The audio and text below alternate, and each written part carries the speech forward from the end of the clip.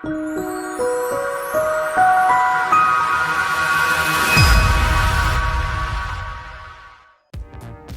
we're back again with another chin flow drill for you guys here to check out. We've had a lot of comments with the popularity of wanting to learn this subject, so we're here in the Jwing-Ming Shoot facility. I got Dave Stafford again with the Jwing-Ming crew, and let me show you this one. Really fun. Practice this. It's also effective. Had also a lot of comments saying about what about the self-defense aspect of it. I'm going to show both the self-defense and the flow drill with this. So this one we're going to start off. Dave's going to basically be the aggressor and then basically go for some sort of a choke. This one's like a nice trachea choke, pretty painful here if he just squeezes on that. So right from here we're going to go to that wrist peel. So as I feel this, I'm going to grab that meat portion of the thumb, and my thumb needs to go on the furthest knuckle to get maximum leverage. And as I do that, I just drop the elbow and turn my shoulder, and that facilitates the angle that I'm going to need to now take this joint break right here. For the self-defense people, yes, this becomes a nice joint break. I can take the energy straight down to the ground and it becomes really painful.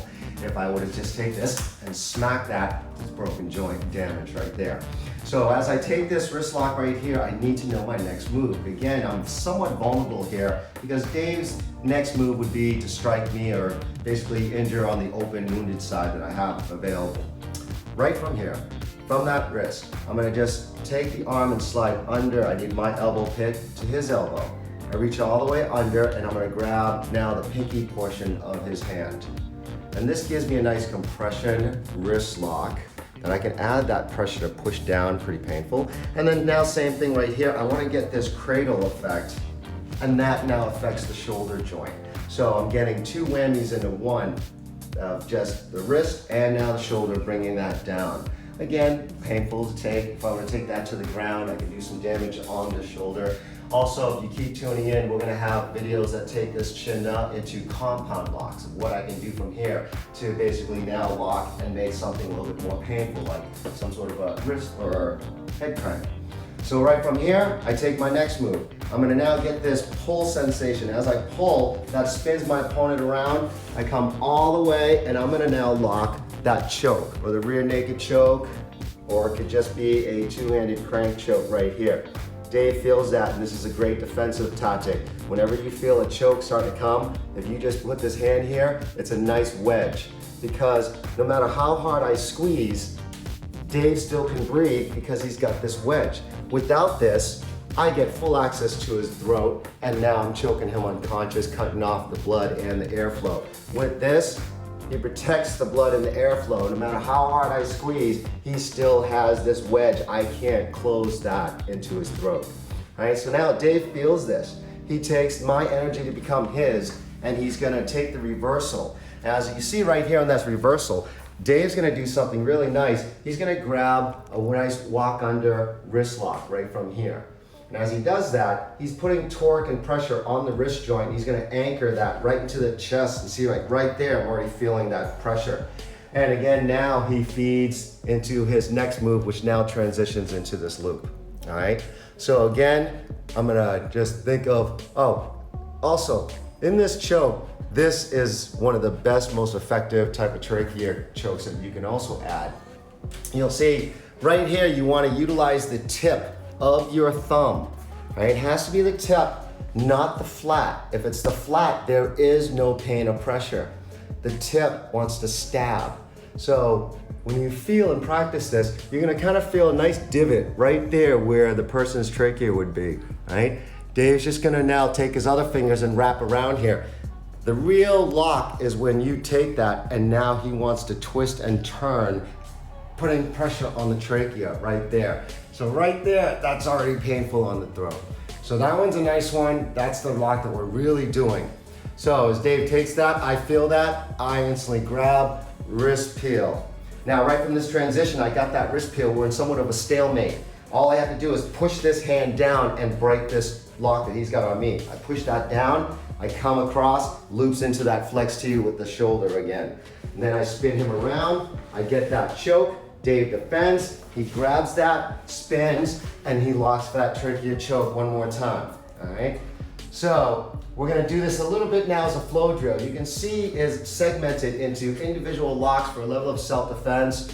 and you can do some major damage on these joints. The flow drills are nice because it teaches you your next move with just the natural reaction of going lock to lock to lock, practicing that and know your next move. Because if I took this and Dave feels this, he starts to defend, before he can really truly defend this, I've already switched to my next lock. And before he now can defend against this and hit me with that hand, I've already spun him and gone for choke. So you can see why the flow drills are important for that type of element. All right, here we go with the flow.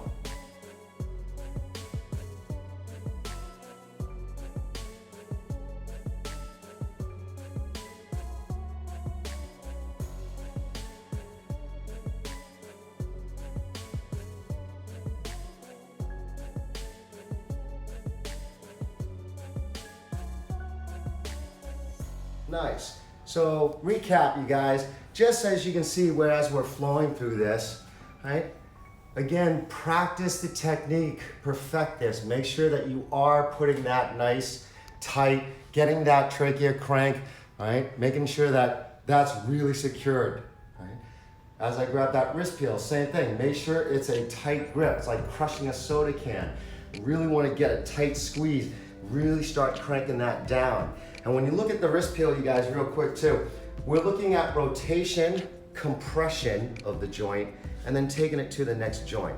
So it comes into this rotation till I feel range of motion, compression into that joint, and then down into the next joint, which would be the elbow. And I get that pressure and torque of that wrist lock.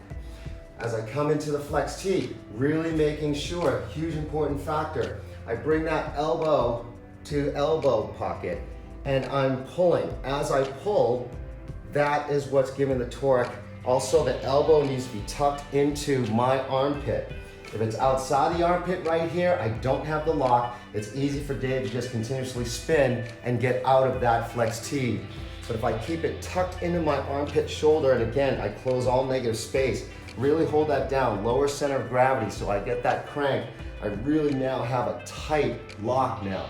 Try to be like the anaconda where you want to squeeze and now take that lock. From here, again, I feel that energy. I'm going to just simply pull to get the spin as I move and maneuver around Dave to go for that rear naked choke. Nice thing with this, Dave intercepts. So he intercepts so I can't now take that choke.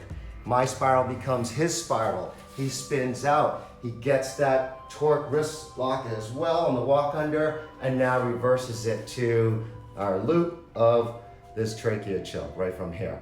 And then again, now I could just go on that. So practice that one, you guys. It's really effective again when you look at what happens when you see criminal attacks or someone attacking on you on the street. And that's a really common move where someone's just gonna try to grab that throat. You now have some moves that you can take. Now we all know chaos theory and fights are dynamic and not really sure what could happen. The flow drills give you that next move. It helps with your reaction. It gives you the next answer to take as that opponent is trying to move, struggle, counter what you're trying to do. So